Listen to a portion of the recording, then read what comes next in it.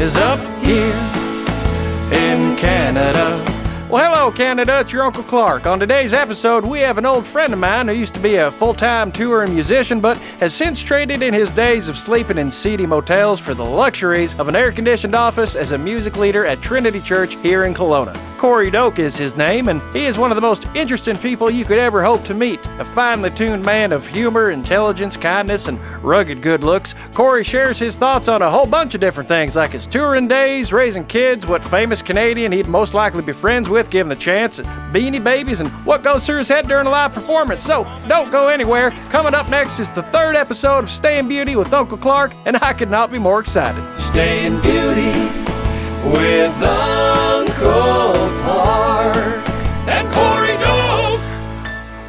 This episode of Staying Beauty with Uncle Clark is sponsored by the Okanagan Mixing Studio, the Okanagan Valley's preferred choice for all things audio. Whether it's an album, a commercial, or even a 7.1 surround sound film, the Okanagan Mixing Studio will help take your project from terrible to terrific with the latest and greatest gear and over 15 years of experience and expertise. To see the difference a professional mix can make on your next project, head on over to okmixingstudio.com today. And now, here's your host, Clark W.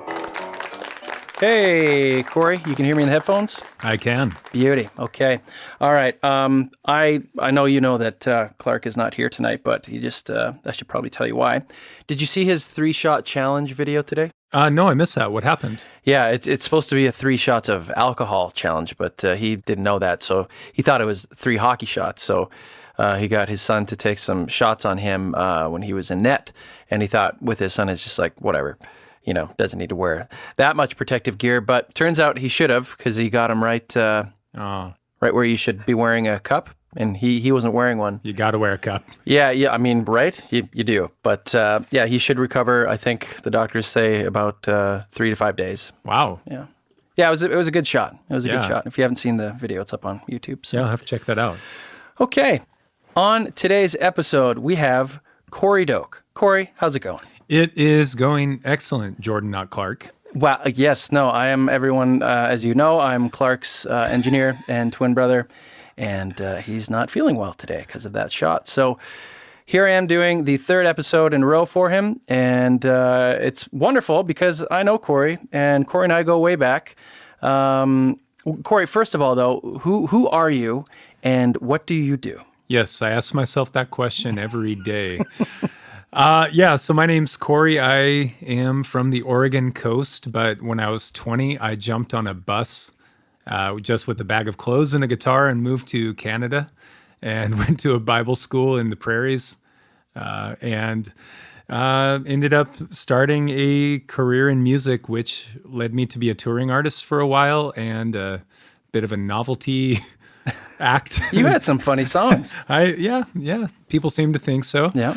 And then I'm my latest incarnation is that I'm a worship pastor in Kelowna at Trinity Church these days. So that's a little bit about me. Okay. And family? You have a family? I do. Yeah, I've been married for 19 years as of I think yesterday. Congratulations! Yeah, thanks, man. Oh, you got my cards and flowers and everything. I did. And good. The handgun was a little weird. Well, you know, I like to surprise you every now and then. Yeah, it was. I mean, it was nice. I like the flowers on them. On the gun. On the gun, yes. Yeah. But yeah, we have a 4-year-old son named Amos and a 1-year-old daughter named Helena. Oh, man. 4 and 1. That's right. So you're just sleeping a ton these days, right? I get so much sleep. So much sleep. That's why I'm so good looking. Yeah, the beauty rest. That's your secret. That's right. That's my secret too. Okay, so let's elaborate a little bit more on the whole packing up and just moving to Canada with a guitar and everything. What brought that on? Yeah, you know, a lot of people, they're like, I dream of being a musician and making it, and so I'm going to move to Los Angeles or Nashville. Mm-hmm. There's a part of my brain that doesn't seem to work fully. And that part of my brain said, let's go to the prairies in Saskatchewan. Mm-hmm. I don't know why. The music mecca of North America. That's right. I used to pray towards it 3 times a day. just east of Moose Jaw, or no, somewhere around there. I went up there, and it was a Bible school that had a good music program. And what I didn't expect is it really did have a good music program at the time. Some really incredible singer-songwriters were there with the band down here, which is Mark Martell's first band, and another band named Sweet Salt, who... Oh, Sweet Salt. Yeah. Ben Reynolds. Ben Reynolds, yeah exactly. Yeah, a great songwriter. So to be in that company, I think really unexpectedly pushed me and encouraged me and helped me to want to challenge myself to get better, because those guys, many of them were quite a ways down the road from where I was at the time. It's weird. I don't know. In some ways, I don't know why I chose that path. But you were obviously very interested in music before. So when did you start being very interested in being a performing artist? Performing musician? Yeah. I mean, I loved music growing up, listening to Beatles albums with my dad. And at first, to be honest, I wanted attention from girls. So I was like, well, I'll play guitar, because I was kind of a shy. Not familiar with that at all. Yeah, exactly. And it's kind of embarrassing to admit. But what I found is soon I really just started falling in love with music. And then the second thing that happened is the first time I got to be on stage and the buzz of playing for people. I think that was really it for me. I think first of all, I was kind of getting by being an entertainer and doing really bizarre comedy. And I just happened to have a guitar in my hand. And just the sheer buzz I would feel out of seeing the joy in people when I would do some really outlandish things. It became like an adrenaline rush or a drug for me, and I had to do it. Yeah. And I really was like, well, I really want to do this with my life. And I think the other thing too, I came from a small town that really didn't have much opportunity. Okay. And so I think I was really just looking for an out, whatever that might be. Yeah. And my mom was always like, well, you want to travel? You could be a trucker. Yeah. That's the same creative outlet, I think. Yeah, exactly. Thanks, Mom. Yeah. You had a strong interest, girls first, and then you actually really liked it once you had that, performance buzz. Then you migrated north to our fair and wonderful and glorious country of Canada. And that's actually where we met, was at Briarcrest. I remember, because was that your first band, the Doak band? Kind of. I had a high school band. Okay. But that's kind of a footnote in history. Yep. But yeah, the Doak band was really where it felt like things started to turn into something more. It's interesting even the way things worked out for me, because I mean, I moved up to Canada with, I think, maybe $300 to my name. And I was playing some tiny basement show at the college, and one of the professors was there, and he really connected with it. And he had started this little tiny record label with a studio that he had gotten. Leroy Harder is his name. Right. Yeah. And I can really say that Leroy, I feel, is the person that opened the door for the rest of my life, because he was willing to fund the record, the first two records. No way. Yeah, absolutely. With his little label, it was kind of like a little microcosm of what a real, Slingshot, right? Yeah, Slingshot, exactly. Yeah. And he really helped quite a few artists. And the thing is, looking back, it's like, even if, for me, it's like, well, I'm not a household name, but I have had a career in music, and I really have to give credit to him, because he just had some faith in me and was willing to give me opportunities and start helping me book concerts and see how to do things, teaching me to be more pragmatic, and just have a lot of love and gratitude for him. I remember, I think that was the first time we met, was in Leroy's studio. If I remember right, you needed a trumpet player for one of your songs, and somehow I got the call. All the other guys must have been out of town.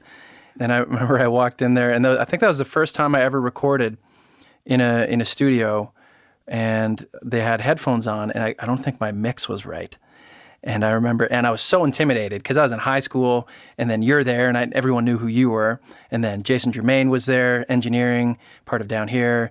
And I was just like, to me, you guys were musical gods. and then I get in there, put the headphones on, and play my part. And then you guys played it back, and it sounded so awful. I think I was like almost half a step out of tune. And you guys were so nice and so gracious about it. You're like, it's okay. You know, we can tune that. It's no problem. Yes, I do remember that. But if it makes you feel any better, that's how I felt about my vocal takes. Oh, really? on that first record, yes. Oh, man. Was that the first time you ever recorded music, or did you record anything before that? Yeah, it's the first time I did anything semi-serious and with good people. Like, Jason's an excellent producer. Yes. I don't think I realized how good he was at the time. Yeah. You know, because I mean, all of us, we were just college kids, right? Yeah, but, so new to it, yeah. Yeah, definitely. So yeah, it was a very new experience. And it's funny, I walked in kind of thinking like, man, I'm just awesome. And then hearing playback, I was like, oh, I'm terrible.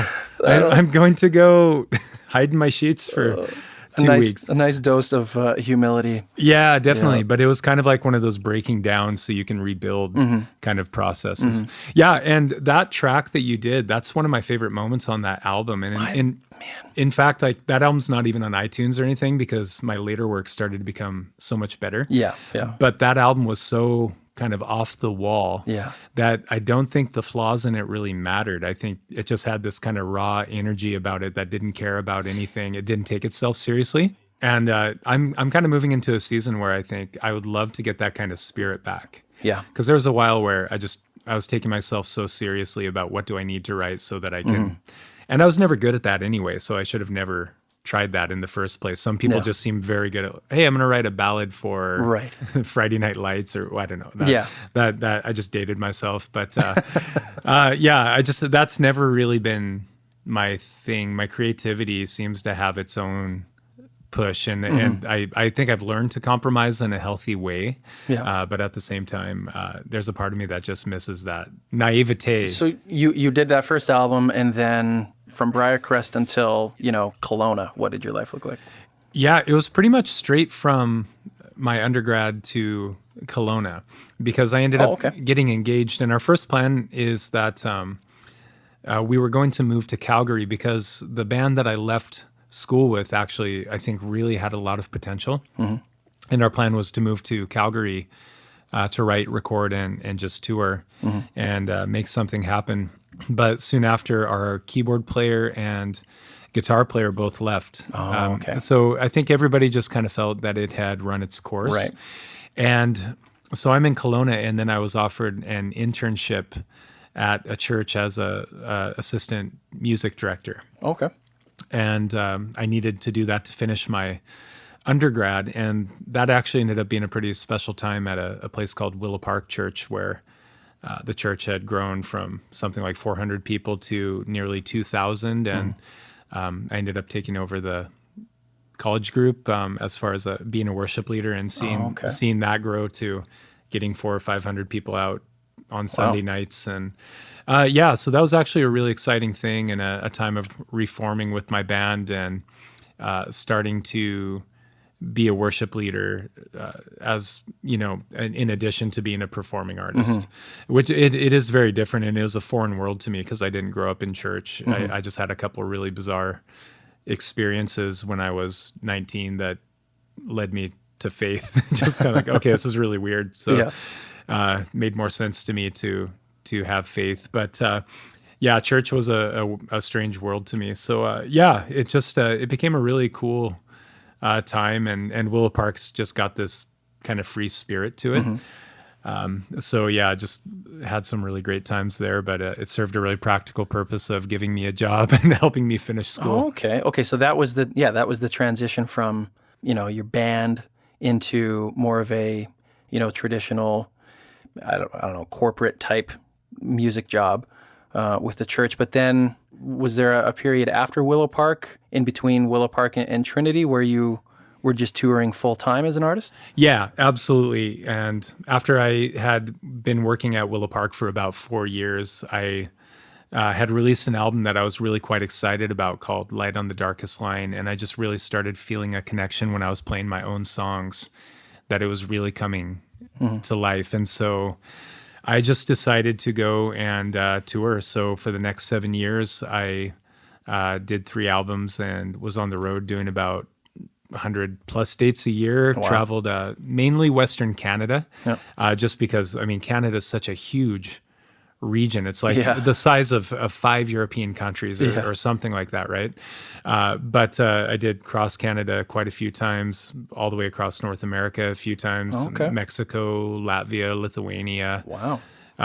So it was a pretty amazing experience. And the thing that I loved about that time is that it took me out of the company of some of these really lovely people at the church. But the thing is, I was around a lot of people that saw things a certain way. Yeah. And then all of a sudden I'm with artists and philosophers and people that really broadened my perspective about life, about faith, about art, about what art could be. And it was kind of a redefining time for me as a person. And just super fun, super fun being out on the road and being in a different town every third night or whatever, you know, mathematically that's an average, but yeah, it was a great time. One of my albums won an award with CGMAs, and I mean, it was just cool getting to meet my heroes and start to become, being welcomed into their company. Part of the scene. Yeah, totally. It just really, I think it changed my confidence in myself in a pretty big way. When you were on the road and doing all these shows, was it a mixture of your serious songs and comedy, or what was the balance there? Because I remember you for, half and half, basically. You were making people laugh half the time, and then you had some profound songs the other half. Yeah, some really profane songs. Profane, sorry.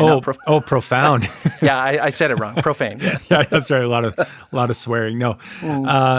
That's a great question. I was doing probably half and half, and it just seemed like that blend is what worked for me and kept things going. Because what I found is the comedy that I was doing, it got me booked. And I'm a very pragmatic person, and my goal was I just want to be a working musician, and this is getting me some traction. But I also was finding that it was the more poignant songs that were getting albums off the table at the time. Yeah.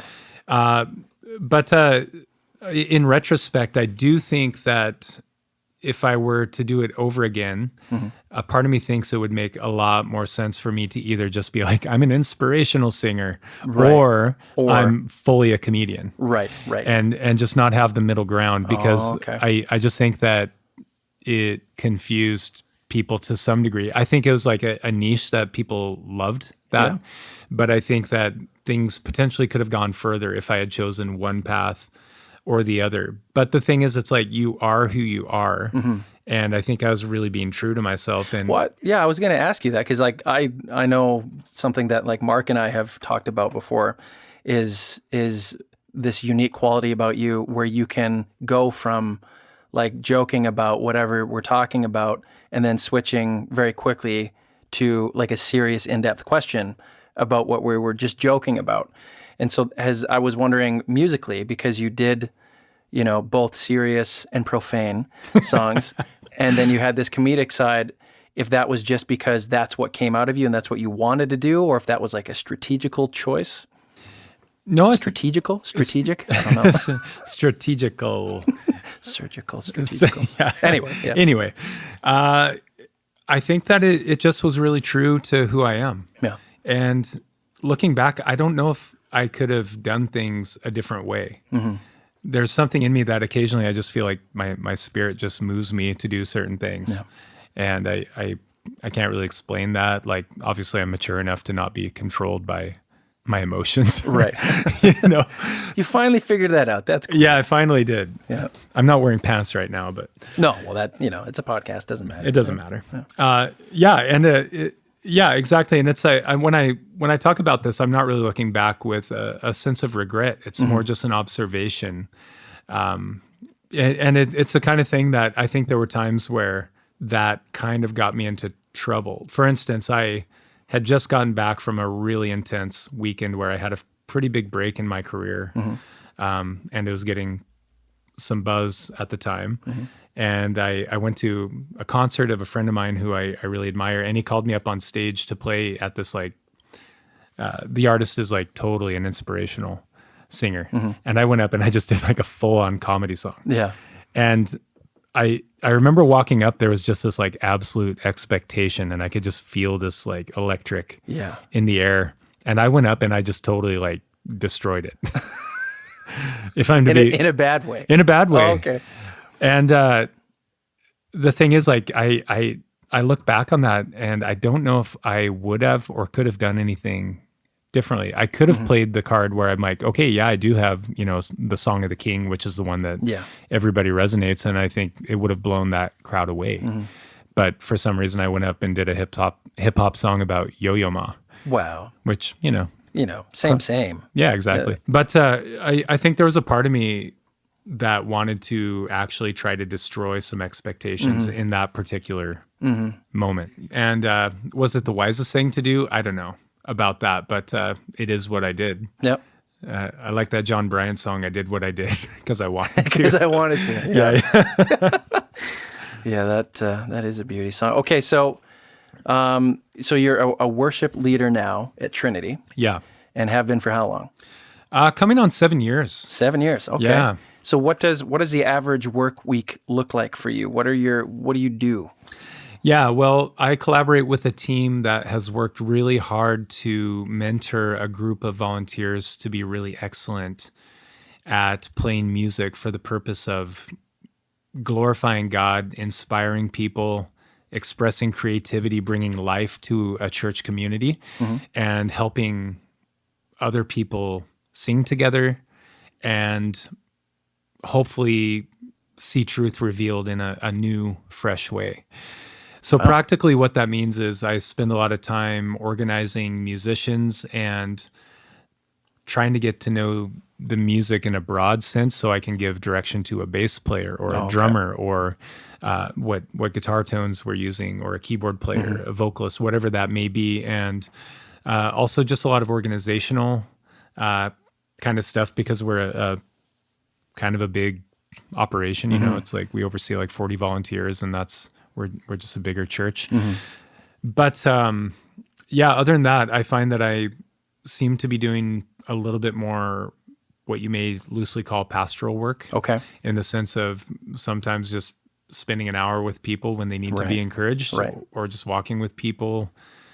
And then other than that, I try to allocate some of my time to creative projects.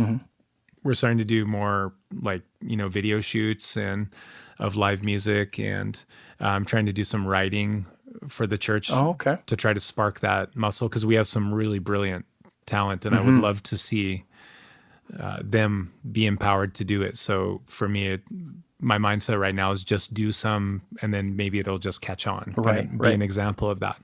But then it depends on the week and what we're doing. So when we're doing Christmas, it's a whole other level of like figuring out music production at a totally different level with the way it integrates into I've seen you at work during Christmas. My goodness, you got a lot going on. Yeah, and it's super fun. It's super fun.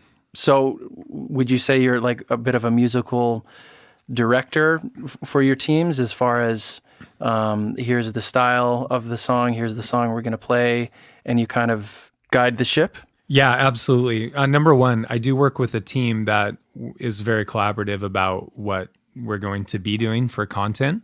But then within the teams, yes, I do serve as more the director. Okay. And just helping people to see clearly what they're going to be doing. But we've also created a culture that if anybody has input, I want to empower them to be able to bring their idea. And more often than not, if somebody has an idea, I like to have the band try it. Because years ago, I was working with a producer who I had pitched some bizarre idea. Like, I don't remember what it was. It could have been something like, I'd like to get a metal chair and play brushes on it for the percussion track. Yeah. And he argued for about a half hour for why it won't work. And then we finally tried it, and it took 3 minutes to try it. Yeah. And looking back on that, it was a great lesson because I was thinking we could have just tried it and we both would have known if it worked or not in 3 minutes. Yeah. So why spend the energy arguing about it? Yeah. And obviously that's within reason, but you know, obviously when we're managing a clock and in a rehearsal, we can't try everything. But what I do find is that sometimes the drummer will have this great idea. So let's try it. And let's, to me, the best idea should win. Yeah. I really think that's how things should work. I think structure and some sort of like veto system is healthy, but the best idea should win. That's really cool, man. So is there something that you really miss about your touring days? Yeah, that's a good question. The two things that I miss, number one, are being around artists. Artists are my favorite people. They're so fun. They're so life-giving, and they're also insightful. And they're my very favorite people in the world in general. Yeah. Secondly, the other thing I would say I miss is when you're crafting your live performance, you get to take the songs that A, you're most passionate about, and B, you are the best at, and then C, it's the ones that you're doing all the time, so you go deeper and deeper into those. Yeah. And there is something that I do miss about that, where the songs that we do at church, it's not always something that I'm like, oh, I'm just passionate about this particular song, to be honest. And that's okay with me. It's about, my role's about serving. Yeah. But occasionally I just find a song that I'm like, this one really connects with me. I could play this for a couple years and feel passionate about it. Yeah.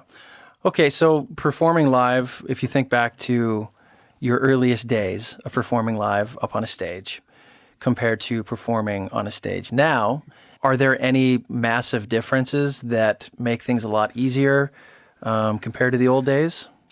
Well, Trinity is a much more professional environment than about 80% of the gigs I was doing. And I like that. Yeah. You can hear yourself? You can hear yourself. Wow. The multimedia production is right there. In the old days, you just didn't know what kind of sound system you were getting. If there was ever lighting, it would be like, hey, we installed a fader on the house lights. Yeah. That was about, I would say, maybe 60% of gigs back in the day. And I think a lot of Canadian musicians can relate to this, where even big name Canadian bands I've seen, like that are people that are making it, I've seen a few of them in these tiny little dives playing for 20 people. Yeah. And then, so I think that every Canadian musician will go through a season of, hey, tonight we're playing for 20 people. Oh, hey, tomorrow night we're playing for 500. Yeah. Hey, we're playing for 2,000 people on Wednesday. Yeah. Oh, and then Thursday is 20 people. 20 people again, yeah. Yeah, and I don't think that was unique to my experience. Because, I've heard some bands that are up and coming on CBC, and they're just playing for nobody at the beginning. Yeah. Okay, when you perform live, what's going through your head as far as connecting with the audience, making sure the band is doing what it's supposed to be? I'm always fascinated. I can't multitask at all. So someone who can actually play guitar as well as you do and sing as well as you do, let alone manage everything else that's going on, what goes through your head? Yeah, when it's at its best, a lot of different things are happening all in real time. And I found Trinity's been one of the greatest gifts. I think that musically it's really helped me go to a different place, because I'm going week after week after week of rehearsals and playing with bands and not having to cover everything myself as a guitar player, which is helpful for learning some things. Helping to learn to direct the music and look at the bigger picture has been huge for me.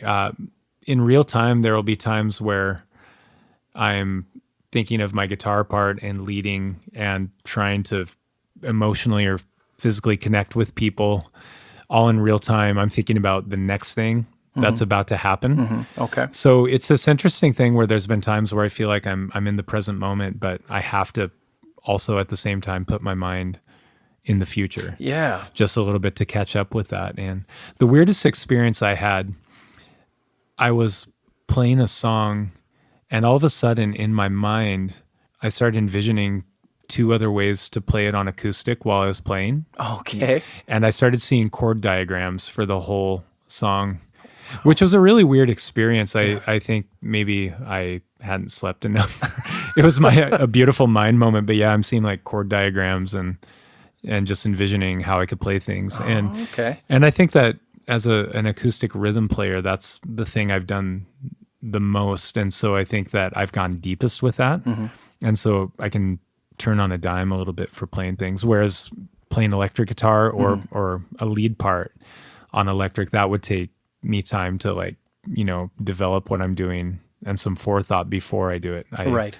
It's gotten a lot more comfortable because it's become a new passion. But yeah, that was my weirdest moment. Oh man. Okay. So, and you perform with in-ear monitors now, right? Yeah, that's right. Yeah. Is that like a night and day difference from just, on the stage monitors, or? Yeah. Having the band on a click is the game changer. Yeah. Have you ever gotten messed up by the click where you're drifting and you have to try and fight and get back on it, or has it been rock solid? Yeah, definitely. It is hard to learn to do it.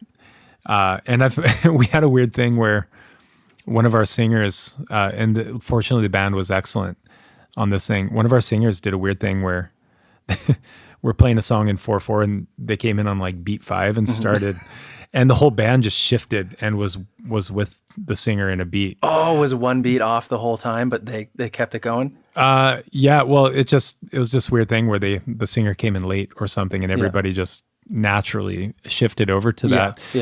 Yeah, but there have been times, we're at a place now where across the board we have great drummers, which is really the key to a good band. But that hasn't always been the case, and not every church has that. So yeah, I've played with some drummers that just really struggle with a click. But in that situation, I always like to be encouraging because it's a skill that you learn. It's not something that you're just born with. And the people that are willing to put in the practice, they come out and they're strong. Yeah. So you do need that humility. There's a great, I think Wynton Marsalis said it. I saw it on a Starbucks cup. This is my heavy reading. The quote just said, "The humble improve." Oh, okay. Yeah. I think it's a great quote. That's what I love. Wynton Marsalis. Sorry. For those of you who don't know what we're talking about, a click track is something that is not heard by the audience, but is heard by the band members, and it keeps everyone in time. And often there's like a 1 or 2 bar click intro that warns everyone that, okay, 3, 2, 1, and then the band enters. And I remember the very first time I found out that was even a thing, I was working on a Paul Brandt song for some award show. And in amongst all these live tracks, I found this click track. I'm like, you use a click track in a live performance?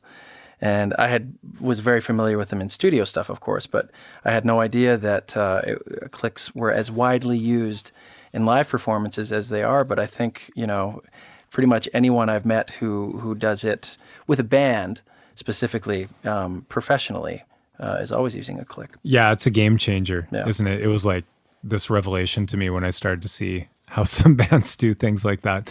The funniest one, one of our drummers had requested that I make a count-in with Donald Trump's voice. That's how every band wants to start. So I found 1, 2, 3. Okay, here we go. So the one I made was Donald Trump. I could only find 1 and 2. And then I just made him go, China, China, China, China. No way. But every time I heard it, I couldn't keep it together. So I ended up cutting it because I'm like...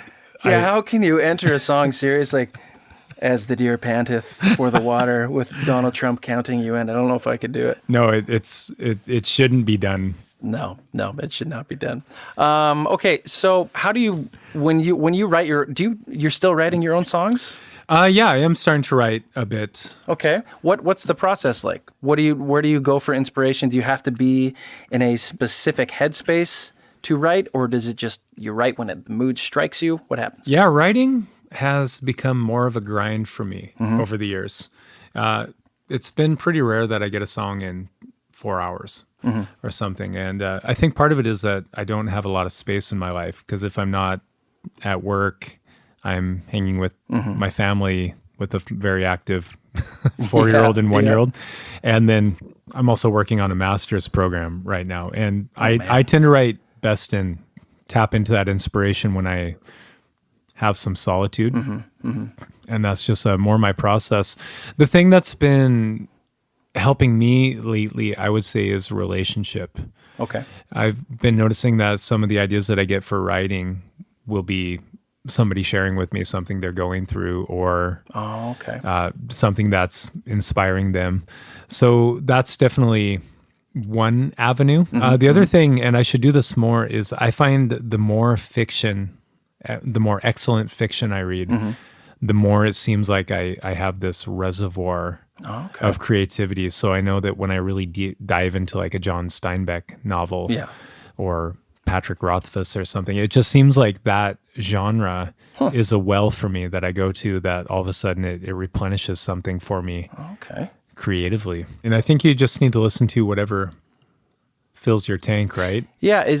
Are you more of a book guy, or are you more of a movie guy? More of a book guy. Okay.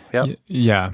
Yeah, definitely. I think there is something about the written word that will never truly be replaced by film. And that's not to like there's brilliant film and very inspiring, but I do think there's something about the craftsmanship of words and what that can do that has an impact on people that is just another level. And I don't think we'll ever really find a replacement for it. I think the world is moving away from the written world, the written word.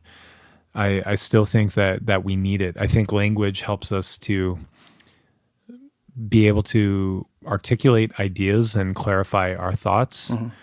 And also there's just such a beauty to language that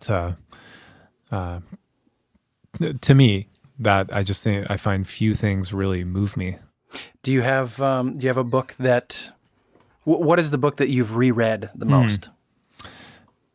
Probably Anna Karenina by Tolstoy. Right. Okay. Yeah. What is that about?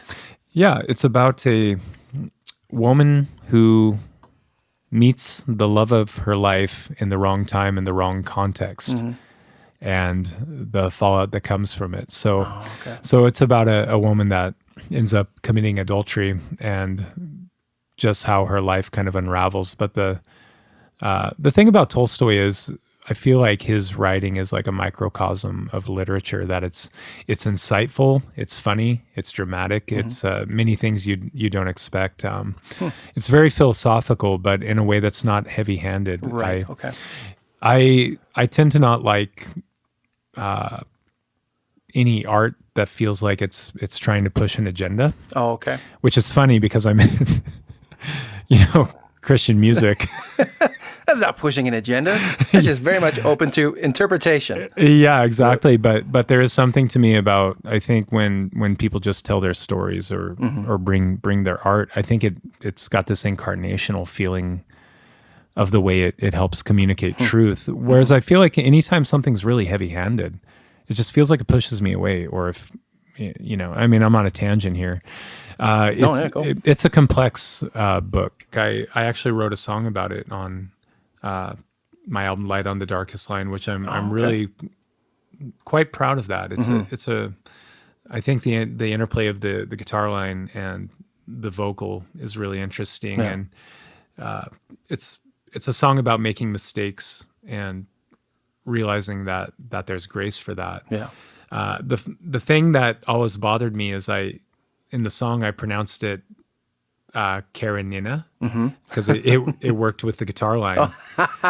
Right? Yeah, but then I found out the correct pronunciation later, but it was too late, and I literally couldn't do change anything it. about it. Yeah, I couldn't change it. Do you have a favorite lyric of all time that you've written in all of your songs that you can point to as, this is the one I'm most proud of?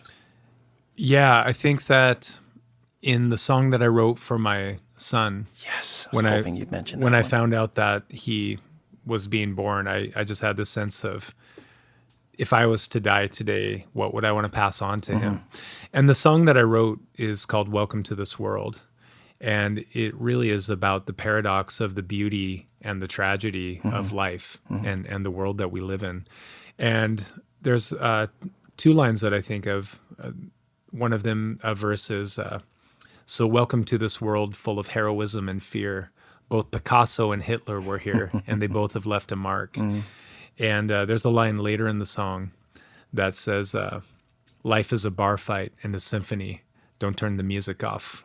I pray your skin will be thick and your heart will be soft. I pray you get in the ring.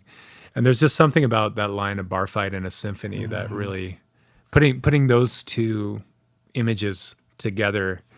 I think when that one came to me, that was one of those that I think, oh man, I wish I could go to this well more often. Yeah. Oh, for those of you who haven't heard, that song is called "Welcome to This World" by Corey Doak, and we worked on that together. Yeah, I think I mixed it. You did. And I remember hearing it for the first time. It was one of the most profound musical moments of my life, because you had sent me some other songs to mix, and they were great songs, and then this one shows up, and it's just, some songs have that magic in them that you can't even put your finger on. And that song has that magic. And especially those lines that you mentioned are by far the ones that stood out to me the most, and the ones that I would point to as well. Man, it's such a beautiful song. Welcome to This World. And Jason Germain added some strings to that one, I remember. Hey, let's reverse roles for a second. And Okay. Let me ask you a question. Where do you think the magic comes from? Oh, where does the magic come from? You know what? I'm very new to this whole songwriting thing, but I've had a few moments where I'm surprised at what I come up with lyrically. And it feels like I didn't really think it up. It just kind of somehow pops into your brain out of nowhere. And I've cried at some of the lyrics that I've written, because I was surprised by them. And I've laughed at some of them. But I remember hearing an interview with Paul McCartney recently where he was talking about either Hey Jude or Let It Be. I can't remember which one it was. But about how he didn't really write that. He just kind of received whoever was passing along the song to him. And, I don't know where it comes from. I do think there is some sort of, you know what? I think maybe it's the same person who writes my dreams, because I couldn't pay the best Hollywood screenwriter to write the kind of stories and plots that I dream about. And they're so real, and they make a lot of sense a lot of the time. And I would never be able to come up with them on my own. So maybe there's this each person has this screenplay songwriter. It's like feeding them these lines and stories. I don't know. What do you think? Yeah, it's similar for me. The best work that I've done has kind of just arrived. And it is bizarre. And you think, okay, is this the divine? Is this my subconscious? Is this, how does that work? And I don't know if any of us really know. One thing I do find fascinating is how the inspiration seems to hit in the grind and in the common things, and how when you're writing a song, there's times where you're just making pragmatic choices. Okay, this works. Yeah, this works. So let's do this. But then all of a sudden the magic hits. And another quote, Leonard Cohen, he said, if I knew where those songs came from, I would go there more often. Oh, wow. Yeah. I'm paraphrasing it, and not paraphrasing it well, but yeah, I think that's a pretty common experience for many of us. It's, how much do we labor, and then how much do we let it happen? And yet, if we let it happen, if we don't labor, it'll never happen. Exactly. Yeah, we haven't answered anything, but it is a fascinating topic. Yeah, no kidding. It is very mysterious. On the topic of writing, if you could choose anyone to co-write a song with, who would it be? I think it would be Steve Martin. The banjo player, the actor. The actor. Wow. Okay. Because I think I would enjoy spending a day with him. I think you would. I listened to his the audiobook that he produced about 10 years ago or so called Born Standing Up. And it was so thoughtful, so interesting. And I have such a respect for him. I think he's real genius. And I think that he'd be somebody that you could potentially come up with a concept and then think, oh, this is hilarious. And yeah, so it's funny that Steve Martin comes to mind. You know what? I wouldn't have guessed that, but now that you say it, I'm like, that seems like the perfect choice. It just sounds like fun. Yeah. Yeah. So, okay, well, who would you point to as your biggest influence in your musical style as it exists today? Even though they're not the band that's most ingrained in my psyche, I think that hearing Gordon by the Bare Naked Ladies when I was in grade, I think 11, had a deep impact on me in the sense that it's what we were talking about earlier. They had these very funny songs next to these really serious songs. And it really inspired me, and it really broadened out my view of what I believed songwriting could be. So I think I have to give a lot of credit to them, even though I think that Paul McCartney has probably had a bigger impact on me. You know, so I think I'd probably have to say Bare Naked Ladies, even though I don't think I sound anything like them. No, you know what? Again, I wouldn't have guessed that, but it makes a lot of sense when you say it. Yeah, they're a combination of humor, and I mean they're incredible musicians. They really are. Yeah, they really are. And that guy, I can't remember because one of them left, right? Yeah, Stephen Page left and kind of did his own thing, and I don't know the story because I haven't gotten into them for years and years and years. But who's the other lead singer? Ed Robertson. Have you seen his beard lately? It's incredible. I don't keep up on beards, man. Oh man, he was in some video I saw the other day, and it's just like this glorious white and gray Viking beard, and it made me respect all of his previous music even more somehow. That's awesome. Going back to them, I find that I can't really listen to their hits. I don't like them anymore, but they have some of their deep cuts I just still think are like, oh my goodness. Yeah. Like what? There's a song called When I Fall that came out on one of their albums that I don't think was quite as popular. Okay. But I just think it's about a window washer. Yeah. I'm not totally sure. There's a song called Wrap Your Arms Around Me on Gordon, which I think is just so hauntingly beautiful.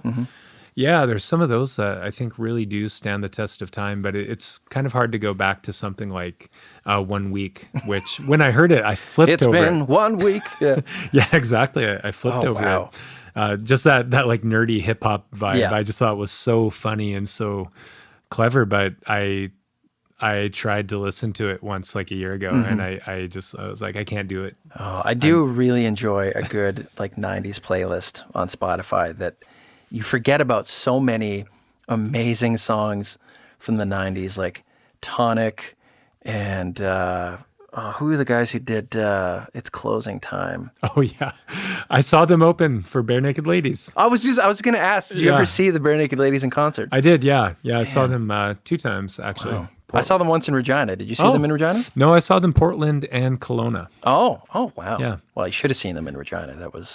I remember, I think they did like a 3 or 4 hour show. It was insane. Wow. And Chantal Kreviazuk opened for them. And I've never, to this day, heard someone with better pitch live than Chantal Kreviazuk. She's amazing. She is incredible. I stumbled upon a free concert she was doing in Montreal when I was on tour 20 some years ago, and it was pouring rain, and I'd never heard of her.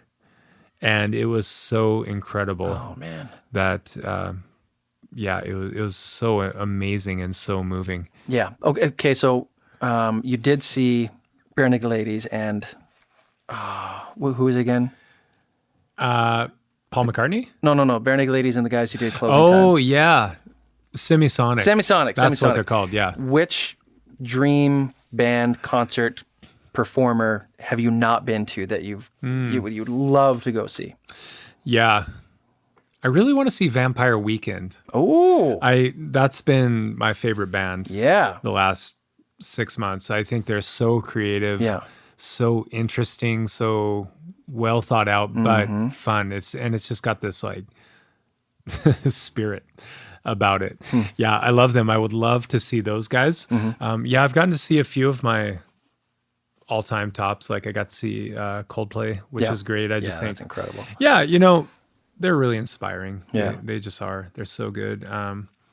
That's a great question. There's not really any like bucket list person that I'm fully like, oh, I would just love to see them. But yeah, Vampire Weekend would be the one that I really would love to go see. Yeah, no, that is a beauty choice. Okay, duet. If you could choose one female vocalist to do a duet with, who would you choose? Oh my goodness. You can't choose Sandy Patty because she's my choice. I pretended that I had a crush on Sandy Patty when I was younger. You pretended. I didn't pretend. She touched my hand once on stage. No way. Yeah. Oh, yeah. Okay, Yeah. who would you Anyway, choose? just a bizarre an aside of what I used to do in my younger wayward days. Yeah. That's a great question. Female artist. There's a local artist that I think is one of the best singers that I've heard in a while. I just find her voice so interesting, and I am working she and I and another friend co-wrote a song recently, and it is a duet. Her name's Michelle Tuxick, and I think she's just absolutely brilliant. I think that's how you pronounce her name. Yeah, you know what? The duet that Corey's talking about is the one that I did with Michelle. Exactly. Yeah. When you called me and we're like, hey man, do you know a singer? I was like, oh dude, I think Michelle is just such a great singer. And the thing is, there's a lot of great singers, but then there's certain people with a quality that just is like unique and different. Yeah. And so I'm really excited that she is the person that comes to mind that I get the opportunity to actually work with her. But man, if I got to work with someone like Adele, who I think is just brilliant, I think I'd be like sheepish, to be honest. Yeah. I think I'd be like, I cannot sing like you. Yeah, just let me, I'll just, sweep your floors. Can I play guitar? Yeah, I'll be the quiet guy in the background. Yeah. I can hit record for you. Yeah. Oh man. Yeah. That, I remember when I asked you, which female vocalist you'd recommend for a duet. And then you sent me, it's Michelle Lynn music. I think she's changed all of her channels to now Michelle Lynn. Okay, great. And the song's called Our Love Is by Jordan Clark and Michelle Lynn. And she was kind enough to partner up with me on that song. And her voice is, what is it about her voice? It has a very sweet, soothing... Yeah, it's country, but it's kind of ethereal. Yeah, Yeah, that's right. Yeah, ethereal country. Yeah, you know who I really love, and it's kind of in a similar vein that I just think of just playing off this. Sara Watkins from Nickel Creek. Oh, yes. She's brilliant. Yeah. Oh, my goodness. I think she's such a great singer. And such incredible music. Oh, Nickel goodness. Creek. Yeah. I saw them in Portland about 20 feet away from them. Oh, wow. And it was one of the most incredible experiences ever. Okay, so COVID, you know about COVID. I've heard of those. You've heard of it. As a church leader, have people stopped attending church physically? Yeah, we are under regulations that we can't have more than 49 people on site. And that includes staff? Yeah. Okay. Yeah, so when we do a weekend broadcast, we probably already have 25 people in the room with our tech team and our musicians and communicators and everything. But one of the things that is banned is they don't want people getting together and singing just because of the transference. Expulsion of air as one. Yeah, exactly. So yeah, it's radically changed what's happening in church that we've fully gone broadcast. But I think that there's going to be some really great things that come out this season. I think that people, church leaders specifically, are being forced to realize like this is the world that we live in, and people are online. All of us are. And I think that the church is typically slow to embrace innovation in some ways, and I think this forces people to realize you actually are connecting with people when you connect through social media, or to take that really seriously. And I will always believe that there's some degree of you can never replace true face-to-face human interaction. But it's been really fun, and it's been fun to get back to seeing in our context the importance of content creation and unleashing creativity. Yeah, it's funny that I miss the gathering, but I also have been enjoying this new season. Now that we've gotten into a new rhythm, I'm like, we get to do some really awesome things that we would never do. Like, for instance, as a worship leader, I'm often trying to choose songs for a key that works for the congregation. Right. That often doesn't work for me. Yeah. In this season, it's like, well, it's under such a microscope when you watch it online. Yeah. It's like, well, let's find our sweet spot Yeah, and just try to hit that. Yeah. Yeah. And that's just one example. So what do you anticipate your job or Trinity will look like going forward for the next year? Yeah, it's really hard to say. I don't think any of us really know what's going to be allowed in the phases of reopening. I think that we're going to be in a broadcast mode for quite a while. Okay. And I think it will radically change how we approach church to some degree. Necessity is the mother of invention, right? Yeah, exactly. Yeah. It's interesting how many people I meet recently that are like, there's no pandemic. This is all. Yeah. and some of the conspiracy theories that I'm hearing, people that I think are pretty rational people generally talk about, hey, this is all a push for a one world government. And I'm like, what? Yeah. And I'm thinking like, in the Okanagan, it's been a very low instance of COVID cases. I'm thinking, if you lived in New York City or Italy or Spain, you would be saying something very different. I personally know people that are in Spain that have been isolated in their flat for months now. Yeah. And are finally getting to go out for a walk to buy groceries. And so it just, anyway, people are entitled to their opinion, but I just don't understand that because there's clearly something going on and it clearly merits a call for action from the people.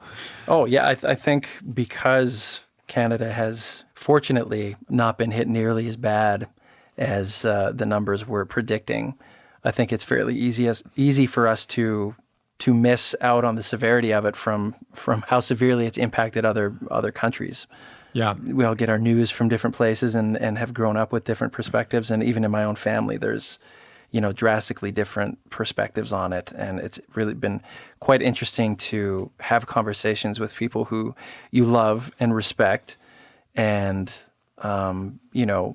hearing their perspectives on what's all happening and how rooted some people are in their position and how, fluid other people are. It's and going forward with starting to get back to somewhat normal and seeing people, like even when you showed up today, it was like, hey, can we hug or do we, bump fists or you never know. Yeah, definitely. And I mean, man, we're very fortunate. At the same time, you do need to stop and think, okay, well, that's not been everybody's experience, right? And yeah, I think you are right. And I think that a lot of how you see the world does depend on the media that you're consuming. Because you get a very different narrative if you watch Fox News than if you watch CNN, both of which I increasingly feel just should be avoided. However, I think it's almost like trying to make a composite as you go through the news, try to reference a few different sources. A little bit of this, a little bit of that. And then, I think you kind of get a composite picture if you potentially listen to a few different sources. Yeah. Yeah. It's like, pictures of the moon, a different satellite. You got to stitch them all together to hopefully get the bigger picture. Yeah, totally, man. Hey, since we're not live, can we take a bathroom break? Absolutely. I'm going to go yell at my wife and kids to stay out of the garage too. It's too loud. All right. And secondly, should I bring the mic? Bring the mic. Yeah, bring the mic. Yeah, exactly. Hey, buddy. Hey, I'm back. Hey, there you are. There you are. I just thought of my bucket list gig. Not that we need to go back to this. Oh, bucket list gig. Yeah. I would go to see Beck. Oh. I think Beck is one of the most incredible artists of our time. Is he still He's doing stuff? He's killing it, man. Really? Yeah. Pharrell Williams just produced his latest one. Oh, no His way. last two are more kind of like dance stuff. Yeah. And it's so good. I think it's unbelievable. Oh, man. That's a name I haven't thought of in a long time. Yeah, it seems like everybody's like that. And yet I actually hear him. So when I go places, I notice he'll be on at the restaurant and with Pharrell too. Yeah, that's very intriguing. Okay. You have kids. I do. Are they musical? Very. Actually, my son is so musical. It's crazy. How is he musical? Sings on key. Music just flows from him. He's constantly making up songs. Really, his first song. He just one day is like, "We eat whales. We eat whales on purpose," which is just odd. Wow. So do you think that has, come about because of him watching you? Have you intentionally fostered him to be musical, or is that just something that came about? Yeah, I think partially just from him watching me on stage, I think that started making him love music. But some of it's just really natural. Like it just seems like through osmosis, he is able to do things. He has a little drum kit. And Nice. when he was like a year and a half old, he just walks over and is like, Giving her, really? Wow. And yeah, the thing that he doesn't have yet is the focus to actually learn something. He just kind of wants to rock out and just make music. But if he chooses that path, I really believe that he has great potential in him. Yeah. And Helena, she's only one, so it's kind of hard to say, but Tough to say at this point. she loves watching him sing, yeah, and she dances while he sings. Yeah. Okay. Non-music questions. All Even right. though a couple of them I think are, but not your music. Okay. If you could own any object in the entire world, what would it be? It'd probably be a villa in Italy. Ooh, on Lake Como. I don't know this about Como. George Clooney has a villa in Italy on Lake Como. Yeah. That's really the only part of Italy I even know about. So That's right. I just think if you're going to go big, if I can have anything, I might as well do something like that. Yep. Okay. Yeah. If you had to choose a different career that was not music related, what would it be? Okay, this is bizarre.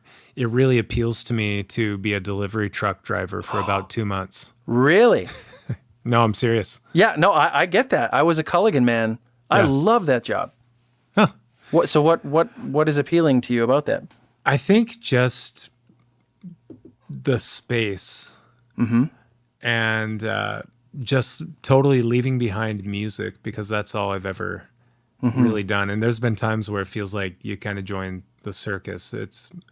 It's not like that now. But there were times where it felt like that. But the idea of just doing something that's so radically different. I'm training to be a counselor. I'm about halfway through my master's program. And so that career appeals to me. Again, it's something very different about human connection.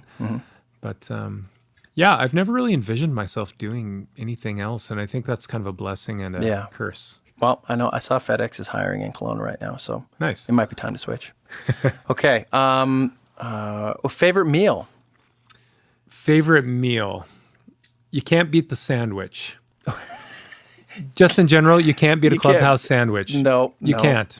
From if you had to choose from where to get a clubhouse sandwich, where would you get it from? Yeah, there used to be a great place called Salted Brick, but I think it's gone now. Yeah. Yeah, but the thing is about a clubhouse is you can pretty much go anywhere and it's still good. It's still pretty beauty. It's still good. I've had 2 bad clubhouses in all my years of life. Yeah. My very best meal of all time was at a place called Y Latina in Buenos Aires. Wow.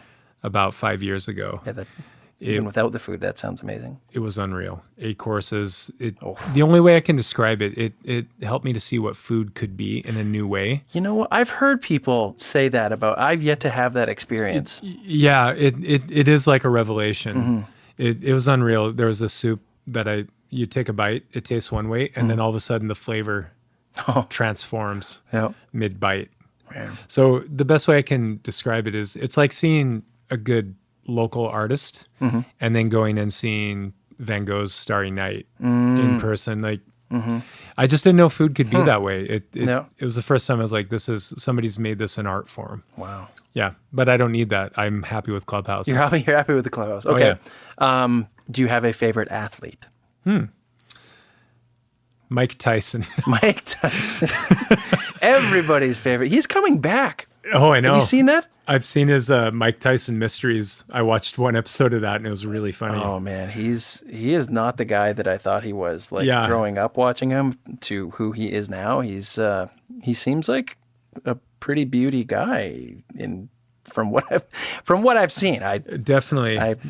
No, I was just kidding about Mike Tyson. I would have to say Lance Armstrong. Oh, okay. No, I'm just kidding. You can edit all this out.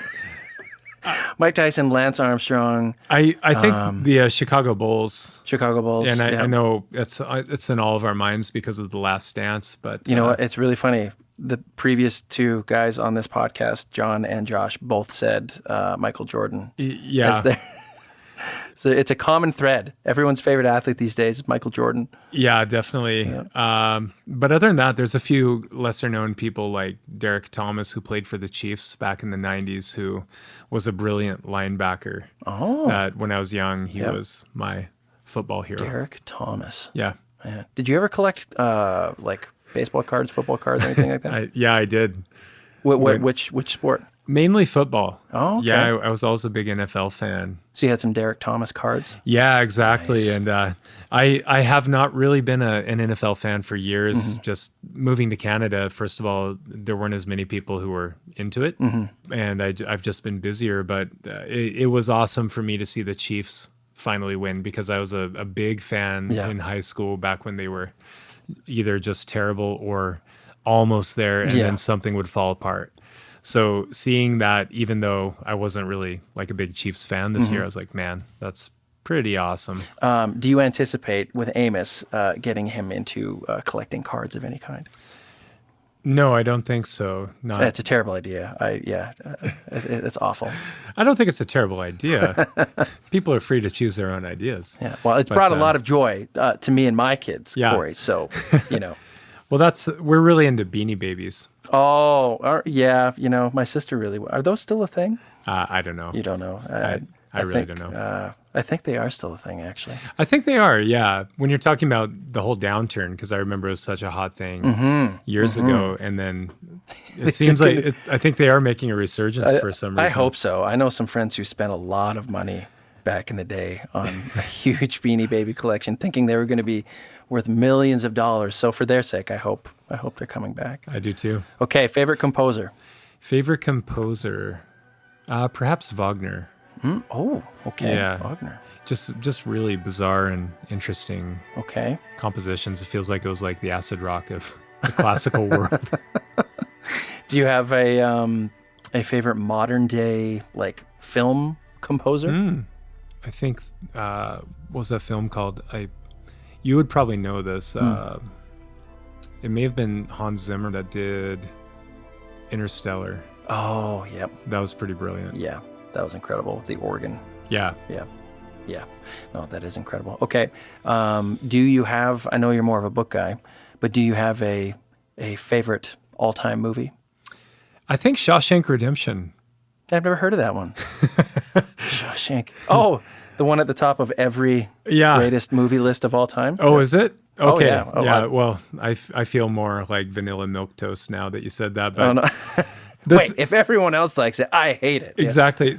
So the thing I like about it, a couple things. Number one, the story is that it flopped in the theaters and then got big because of word of mouth when it came out on video. Really? I find that really interesting. I didn't know that. Yeah. So I love the story about that. Yeah. But number two is I first saw it when it was fairly new, and it kind of blew my mind. But it's a movie that I'll go back to about every 10 years. And I still think it holds up. Yeah. I still think it's really, it's just really good. And that's a Stephen King. Yeah. I didn't know that for the longest time. He is, I think, a great writer.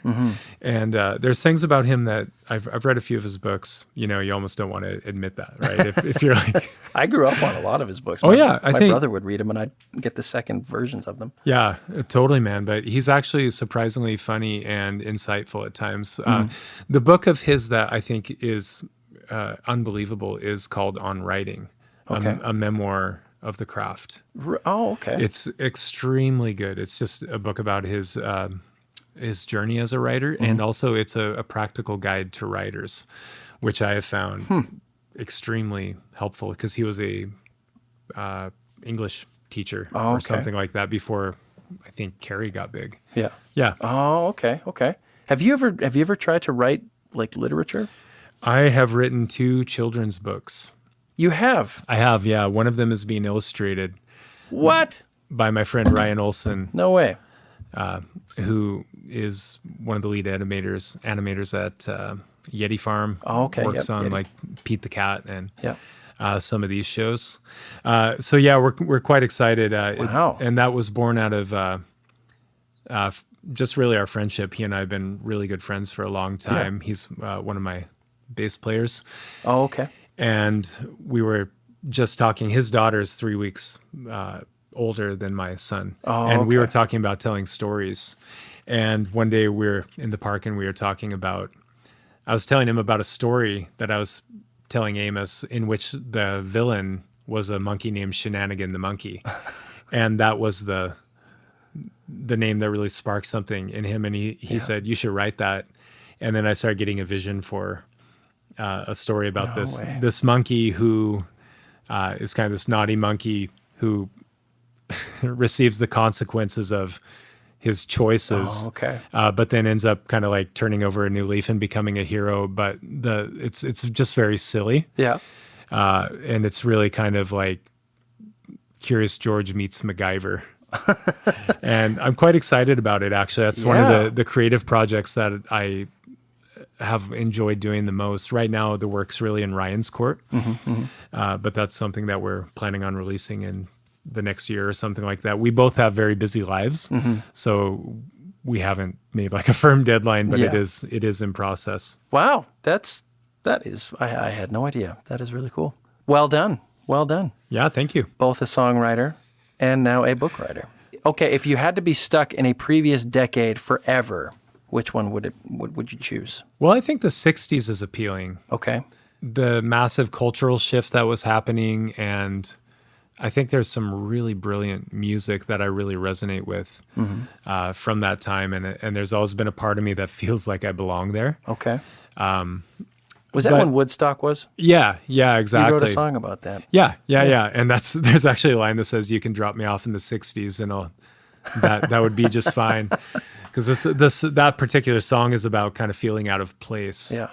And so that's one of those. To me, it's a joke. I'm going to Woodstock. Yeah. I remember that one. Yeah, exactly. But in some ways, I feel like we're living in the new 60s. Everything's changing. There's so much social upheaval.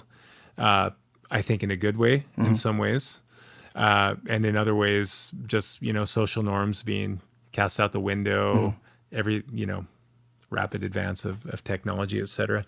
So in some ways, my theory is when you see a slogan like "Make America Great Again," it's romanticizing these old days. Right. That, you still had problems back then, and there were things that were good, there were things that were bad, but I think it's a little foolish to lament those golden times that weren't necessarily that golden. Yeah, I'm getting a little serious about that, but I told you not to.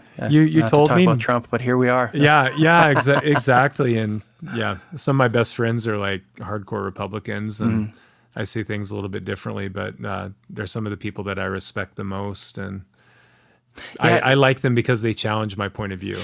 There it is. Yeah, I think that's a healthy perspective to have on it, instead of just writing them off because they may see very hot button issues differently than you. But to take it all in stride and again, get a little bit of from that perspective and a little bit from other perspectives, I think is a healthy thing. Yeah, absolutely, man. Okay, no more Trump. No, we can move. We can all move on. Okay, back up to Canada. What is your favorite place to visit in Canada? I love Victoria, and the Maritimes would be a close second. You've been out to the Maritimes? Oh yeah, I love it. Halifax, and that's another constant thread on this show. Everyone loves the Maritimes. Yeah. You just had John and Josh on. John and Josh, and they're both Maritimers. Born and raised, but yeah. I'm not born and raised, and I find myself talking about the Maritimes often too. I love it out there. Yeah, absolutely. And I'm a West Coaster at heart, so every time I go to the West Coast, a part of me feels that I'm at home, that I'm where I belong. Yeah. Okay. What do you love the most about where we live, Kelowna? I love that it's a city, and yet it's small. So you still have that feeling of community. Secondly, we're surrounded by all this natural beauty. you don't have to drive to see it. You just look out your window. And the other thing that I love about it is we have a really great community of artists and thinkers who are really quality people. And I think it's a little bit greater per capita, perhaps, than some other places. There's some really brilliant people here. So those are my very favorite things about Kelowna. I think Kelowna is one of the nicest places to live in Canada. It really is, for the people, the weather, the geography, and just a lot of great things. Totally, man. And yeah, I would love it if I didn't have to drive to Vancouver to see Blitz and Trapper. Or an IMAX. I wish we would get an IMAX. Yeah, exactly. Yeah. If you could have any famous Canadian over for dinner, who would it be? Who do you think you'd get along with well? I'm sorry, Steve Martin is not Canadian. But... Not yet. Famous Canadian that I would get along with well. I think Daniel Levy would be really fun. Schitt's Creek? Yeah. Oh, man. He's awesome. He does seem like a beauty. Yeah, definitely. I think Bruce Cockburn would be a really interesting guy to spend a little bit of time with. He had a big impact on me. And yeah. Yeah, those are a couple Canadians. Dan Levy and Bruce Cockburn. Yeah, I can see you hanging out with those guys. Okay. Is there anything about being Canadian that you think, makes us unique in a good way? I think we're American, but we have more of a global perspective. Ah. And what I mean by American is, broadly speaking, North American. Yeah. The other thing is that I think Canadians are extremely strong and resilient, just based on our history. And I think that if anybody was to mess with Canada, they would have a big problem. As far as what do you mean? Just like if I think that when it really comes down, if something that really matters, say like if Canada was ever attacked or something, I think you would see people rise up in a way that you would just never expect, because I think Canadians have a fairly deep love for their country, generally speaking. I would agree with that. Yeah. Okay. Last question. If you could go anywhere in the world for 24 hours, where would you go? Who would you take with you? And what would you do? I would go to Easter Island with my family, and I would bring recording equipment and record something, because I think it would be really interesting to be there and record something amongst the statues. Oh, okay. Yeah. So record some kind of music in and amongst the statues. Yeah, wouldn't that just be a brilliant thing to do? You could get Amos on the drums. Just rocking out. Oh, man. Okay, well, that actually brings us to the end of the questions. And, before we let you go, Corey, is there anywhere that, people can go to listen to your music that you can direct us to? Yeah, CoreyDoak.com, iTunes, or go to YouTube and search Trinity Kelowna, and we're doing some really cool things there. Okay. All right, well, you heard the man. Go check it out. And, Corey, thanks again. And, listeners, thanks for tuning in. Bye, Corey. Take care.